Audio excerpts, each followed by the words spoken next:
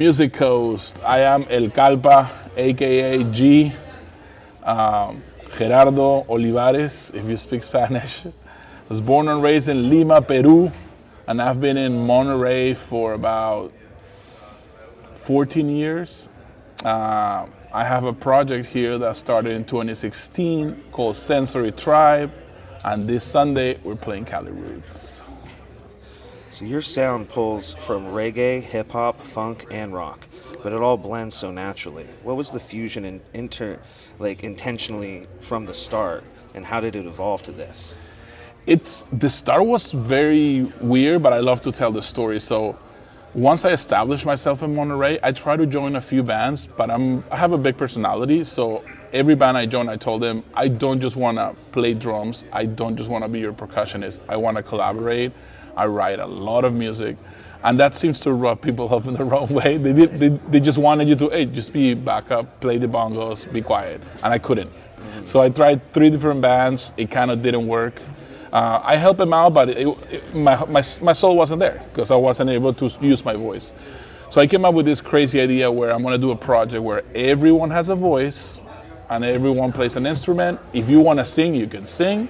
If you just want to write lyrics, you just write. However you want to express yourself, you're welcome to do it. You don't have to do it, but it's open. So what I did is I started meeting musicians, open mics, Craigslist, Facebook. Instagram wasn't even a thing then. It was just baby Instagram back in 2016. And I even kept a roster of people that came to my house to jam every Wednesday at 7 p.m. They give me their email, their phone number, and I just send a mass email. Hey, we're jamming on Wednesday. Come out to my house. And it was 4 blocks from here, in downtown Monterey. Yeah, so Watsonville was the start of Sensory TRiBE. This was like February of 2016. By July, there was a consistent group coming back, and we started writing our own songs. I had some of our songs that were jamming, and then we started like writing music, and it was all about, okay, let's get a hook together that we can all sing, simple hook, and then you do a verse, and then the hook again, and now you do a verse, and it was around the setup, the jam, and at some point one guy was like, let's do a band, man, we're sounding good. I was a little hesitant because bands break up, bands fight. I was like, I don't want to end this. But I was like, if we're gonna do a band, we're gonna do it right. We're gonna have to put everybody in. And again, you have your voice, you have to hustle, you have to work hard, book shows, all of the above. We don't have a manager, we don't have money, like fucking do it, And yes, you're gonna be able to share your lyrics, you're gonna be able to share what you're thinking, your heart and everything, but you need to be in it. And that's how Sensory TRiBE started. This guy that I met on Craigslist sent me a list of like 20 names.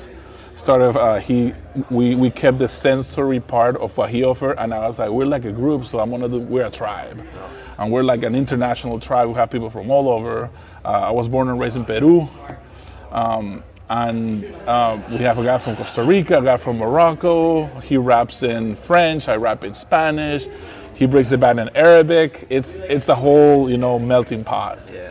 So that's how Sensory TRiBE kind of started, and this, like I said, 8 years later, we're here in Cali Roots. Hell yeah. And how has your local music community shaped your style and message? I've noticed that no matter where you are, you really rep where you are. True.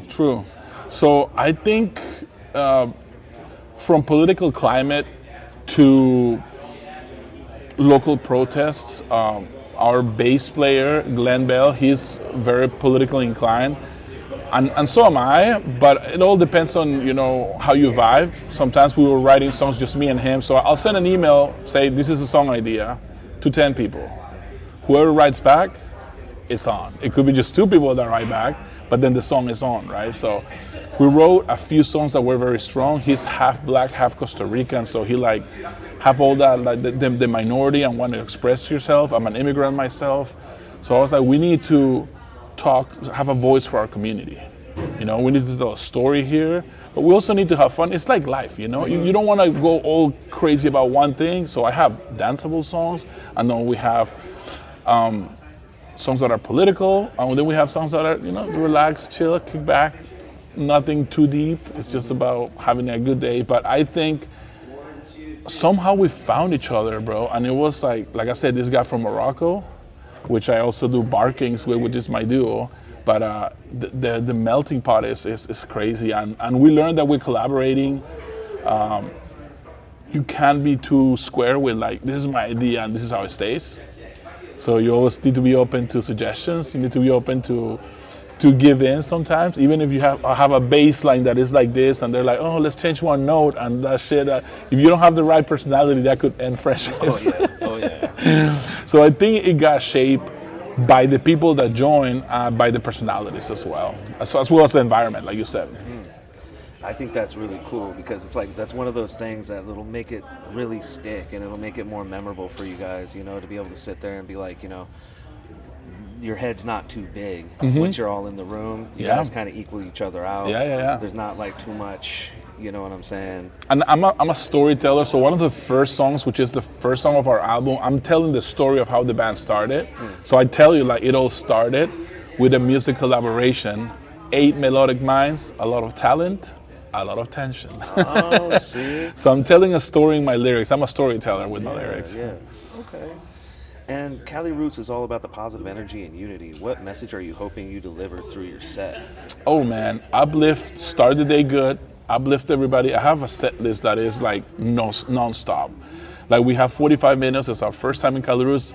I don't want to talk too much. I want the music to do the talking. So we back-to-back songs from stories of, we have a song that is called Safe Space. So it's like, you're welcome here, everybody's welcome, be yourself. You just gotta try your best and then you're in, which is a song I wrote for my bandmates. You know, it's like, you're in this with us. This is a safe space, show yourself and be yourself. Then we have songs like Break All Them Rules, very political, fuck the system.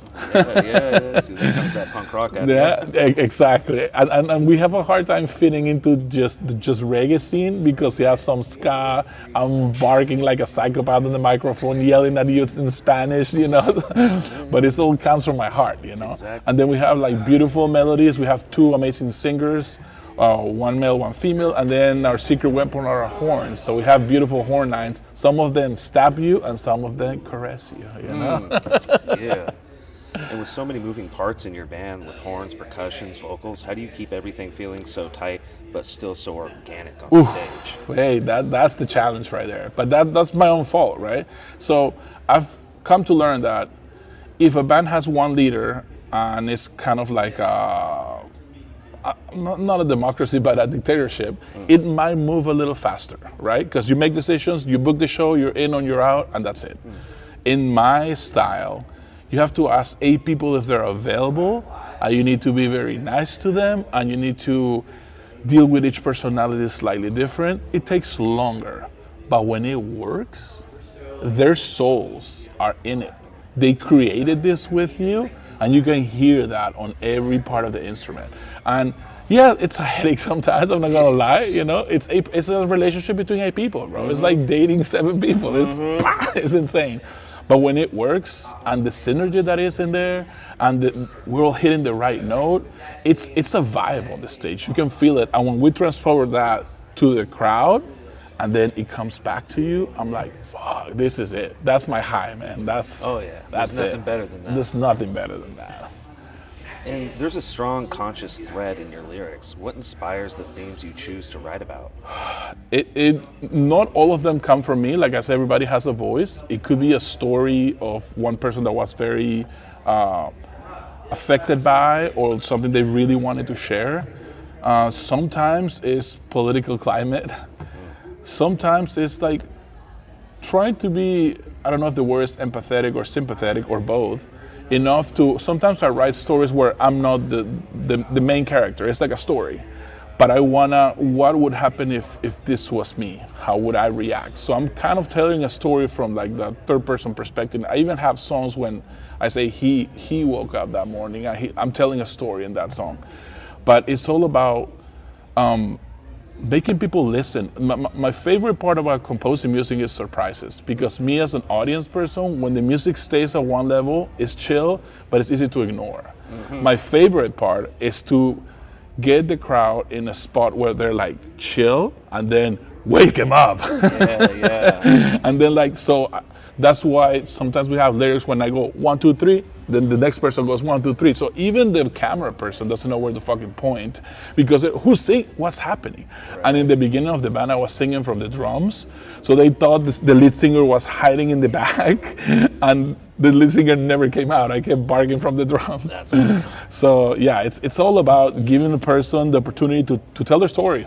And if that day you're feeling good and you can just like want to sing like our song today, there's no better time to celebrate today, and then the next song could be like fuck everybody, break all the rules, you know. I love that, and that also brings it to where you could break through to a lot of different genres of people in the crowd, to where if they've never heard of you, 100%. You're that band at the festival that they're going home like, oh my god, we need to look that up right now. That's exactly what we're about. I love that. And do you have any musical backgrounds or training that would totally surprise your fans that you don't typically bring up or talk about? Not musical. I mean, when I was a kid, I was born and raised in Peru. My parents kind of have okay money. So as a kid, I did a little bit of piano, a little bit, but nothing stuck with me, to be honest. I went to a very different school than my environment. In Peru, I went to a German school, which was a lot more educationally, was a lot more free. In Peru, you have to wear a uniform, and this school, since kinder, is street clothes. So from there, they're giving you freedom to express yourself. So it was the Waldorf education in Peru, but then my parents ran out of money, and then I had to adapt to a different society. And this is when I learned about punk rock and the underground scene in Peru.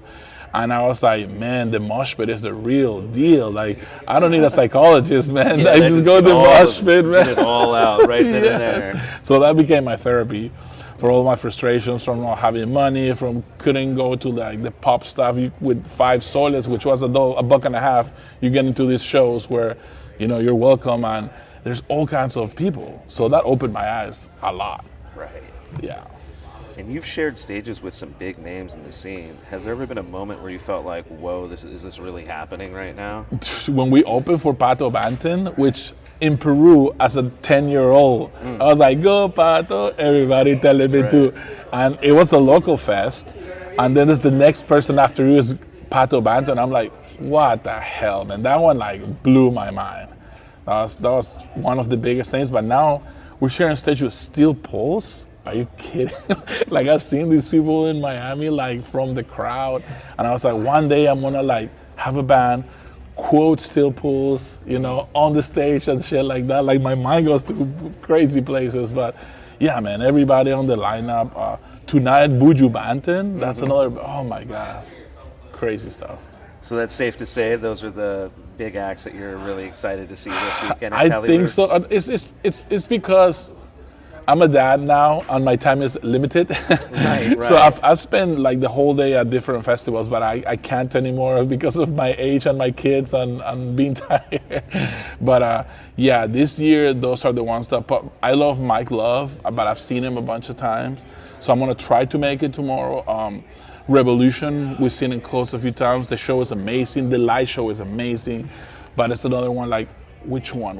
And my wife and I bonded through Buju, so it's like Buju's the one. Yeah, we have a big Buju. Buju's a good choice. That's a good choice. Yeah. And when you're not on stage, who are you? Already covered that. You've got songs that hit the head, on others hit the hips. How do you strike the balance between conscious lyrics and pure vibes? It's something that the way I structure a set list. Right, so songs come to me like I can't tell you, like it's too much. I can't stop it, and I don't want to. I write for Sensory Tribe, I write for Barkings, and I write for El Kallpa, which is my solo act. And I've had at least 300 finished songs, and I have 300 more here. Right. Like there's nothing I can do to stop it. So it all depends on try to fit the right song with the right project, and also the acceptance of that song within the project.